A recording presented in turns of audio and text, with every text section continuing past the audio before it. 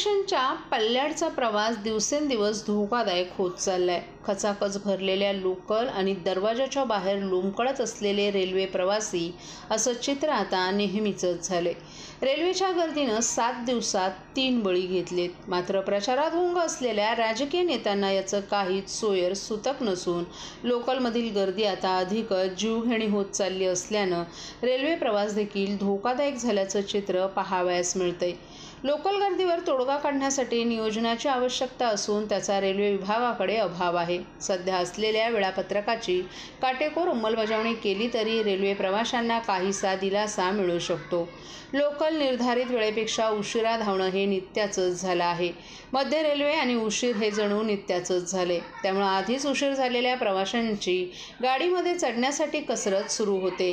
अनेकदा रेल्वेच्या उशिराबाबत घोषणा केली जात नाही आणि पुढील ट्रेन किती वेळानंतर आहे हे देखील सांगितलं जात नसल्यानं अधिकच हाल होतात। रेल्वे प्रशासनानं याबाबत तातडीनं काही हालचाली न केल्यास रेल्वे प्रवाशांचे बळी जात राहणार हेही खरंच आहे। मात्र आगामी काळात या घटनांमध्ये वाढ झाल्यास भविष्यात रेल्वे प्रवाशांच्या मोठ्या संतापाला सामोरं जावं लागणार आहे। या संदर्भात दिवे रेल्वे स्थानकाबाहेर रेल्वे प्रवाशांनी केलेल्या उत्स्फूर्त आंदोलनाची आठवण रेल्वे प्रशासनाला करून देणं आवश्यक आहे।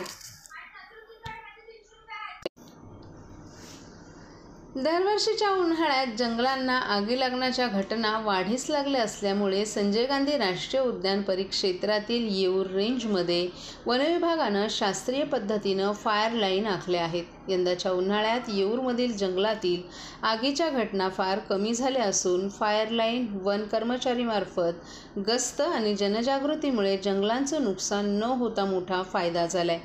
यासाठी महत्त्वाची सुरक्षा घेतानाही येऊरच्या जंगलात वनविभाग अत्यंत भागांचीही काळजी घेत आहे।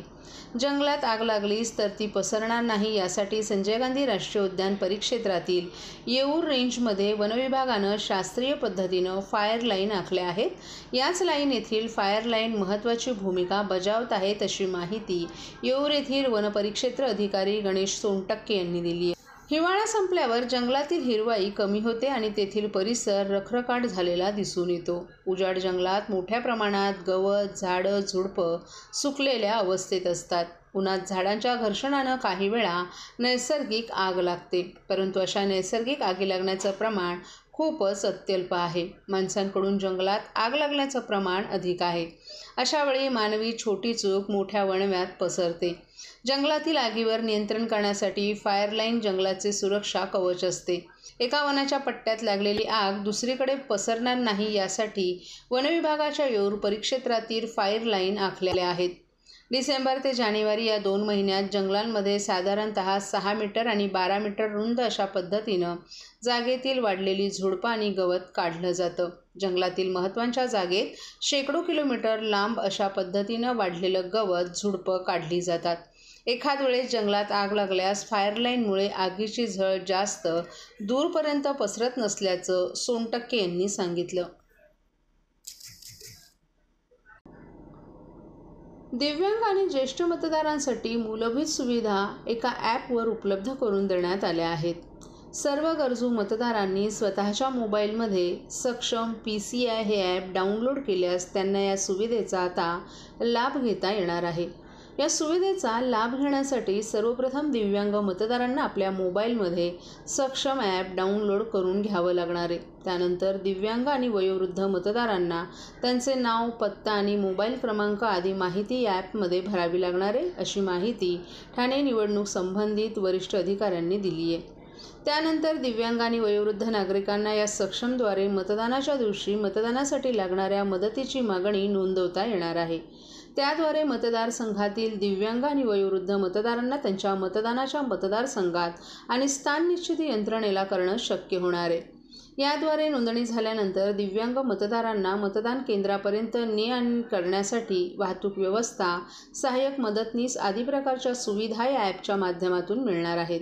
सक्षम ॲपमध्ये अनेक सुविधा प्रदान करण्यात आल्यात। त्या ॲपमध्ये मोठी अक्षरं आणि चांगली रंगसंगती असल्यामुळे दिव्यांगांसाठी वापर करणंही आता अत्यंत सुलभ होणार असल्याचं निवडणूक अधिकाऱ्यांनी सांगितलं। सर्व नागरिकांना आवाहन करण्यात येत आहे की सध्या डासांमार्फत पसरणाऱ्या डेंग्यू या आजाराचा प्रसार रोखण्यासाठी प्रत्येकाने पुढील प्रमाणे कार्यवाही करावी। डेंग्यू आजार एडिस इजिप्ती हा डास चावल्याने होतो। या डासांची पैदास साचलेल्या किंवा साचवलेल्या स्वच्छ पाण्यामध्ये होते। 8 दिवसांपेक्षा जास्त दिवस पाणी उघडे व साचून राहिल्यास त्यात डास अंडी घालतात। अंड्यांच्या अळ्या तयार होऊन पुढे डास तयार होतात। यासाठी आपल्या घरातील पाणी साठे उदाहरणार्थ बॅरल्स, पिंपे, टाक्या, हौद, रांजणे इत्यादी दर आठवड्याला रिकामे करून घासून पुसून कोरडे करून पुन्हा भरावे। 1 दिवस कोरडा दिवस म्हणून पाळावा। पाणी साठ्यांना घट्ट झाकणे बसवावीत किंवा जुनी साडी, चादर, धोतर यांनी बांधून झाकून ठेवावीत, म्हणजे डास त्यात जाऊन अंडी घालणार नाहीत। घराच्या गच्चीवर, आजूबाजूला, अंगणात कोठेही पाणी साचू देऊ नये। भंगार सामान उघड्यावर टाकू नये, उदाहरणार्थ टायर्स, प्लास्टिक सामान, कुंड्या, टाकाऊ वस्तू इत्यादी। अशा सामानात पावसाचे पाणी साठून त्यात डेंग्यूच्या डासांची पैदास होते। घरातील कूलर्स, फ्रीजच्या पाठीमागील ट्रे हे देखील वेळोवेळी कोरडे करावेत। लक्षात ठेवा, नुसत्या फवारणीने डास घनता कमी होत नाही, तर त्यासाठी डास पैदास ठिकाणे नष्ट करणे ही आपल्या सर्वांची जबाबदारी आहे।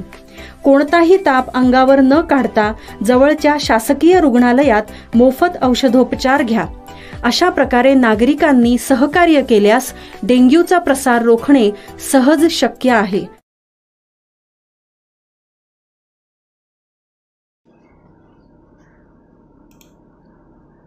गणेशनगर येथील म्हात्रे गेट परिसरात निवडणूक काळात अनधिकृत बॅनर लावल्याची तक्रार निवडणूक आयोगाच्या ऑनलाईन ॲपवर केल्याचा राग धरून शिंदेंच्या शिवसेनेचे दिवा शहर प्रमुख रमाकांत मडवी यांचे बंधू आणि त्यांच्या कार्यकर्त्यांनी ठाकरेंच्या शिवसेनेचे विभाग प्रमुख नागेश पवार यांना बेदम मारहाण केल्याचा प्रकार घडलाय। याबाबत नागेश पवार यांनी पोलिसात ऑनलाईन तक्रार दाखल केली आहे। शिंदे गटाच्या गुंडटोळीने 40 ते 50 लोकांचा जमाव घेऊन घरात येऊन पत्नीसमोर मारहाण केल्याचा आरोप नागेश पवार यांनी केला असून शिंदे गटाच्या दहशतीला आपण कोणत्याही परिस्थितीत घाबरणार नाही असं त्यांनी या हल्ल्यानंतर सांगितलं। निवडणूक काळात अनधिकृत बॅनरबाबत निवडणूक आयोगाच्या गाईडलाईन स्पष्ट आहेत। निवडणुका फ्री अँड फेअर व्हाव्यात यासाठी निवडणूक आयोगानं काही सुविधा उपलब्ध करून दिल्यात। त्याचाच वापर करून निवडणूक आयोगाच्या ॲपवर म्हात्रे गेट येथील रमाकांत मडवी यांच्या वाढदिवसाचा अनधिकृत बॅनर लावल्याबाबत नागेश पवार यांनी ऑनलाईन तक्रार दाखल केली होती। त्याची दखल घेऊन निवडणूक आयोगानं हा बॅनर तात्काळ हटवला आणि हा बॅनर अनधिकृत असल्यानं तो हटवण्यात आला असं नागेश पवार यांनी सांगितलं। जर तुम्हाला बॅनर लावायचे आहेत तर तुम्ही अधिकृत लावायला हवेत। दिव्यात यांची दादागिरी सुरू आहे।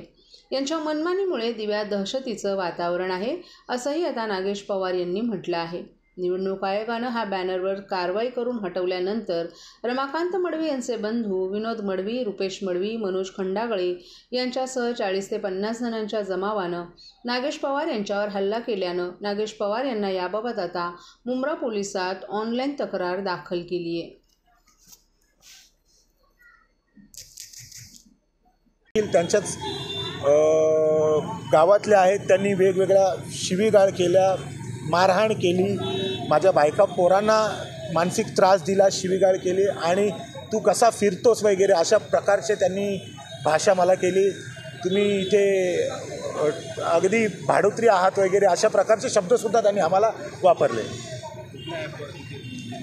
निवडणूक आयोगाने निवडणूक जाहीर करतात सी विगिल नावाचा ॲप जो आहे लोकहितार्थ जारी केलेला आहे, ज्यामध्ये सर्वसामान्य कोणताही माणूस कोणतीही गतिविधी जर चुकीची गतिविधी त्यांना वाटली तर ते त्याच्यावर नोंदवू शकतात, आक्षेप घेऊ शकतात। आक्षेप घेतल्यानंतर ते त्याच्यावर निर्णय घेतात की तो चुकीचा आहे की बरोबर। मी माझं कर्तव्य एक जागरूक नागरिक म्हणून माझं कर्तव्य मी बजावलं, मी तो फोटो टाकला, त्यांनी त्यांचा निर्णय घेतला। तो अधिकृत आहे अनधिकृत आहे तो माझा मॅटर नाही आहे। तो नाव कसा लीक झाला हाच फार मोठा प्रश्न आहे। माझ्या मते ही फार मोठी शोकांतिका आहे की एखाद्या व्यक्तीने जर एखाद्या विषयाचं तक्रार जर केली आणि त्याचं नाव जर फुटत असेल तर निवडणूक होईपर्यंत दररोज 2-4 हाफ मर्डर आणि खूनसारखे गुन्हे होऊ शकतात।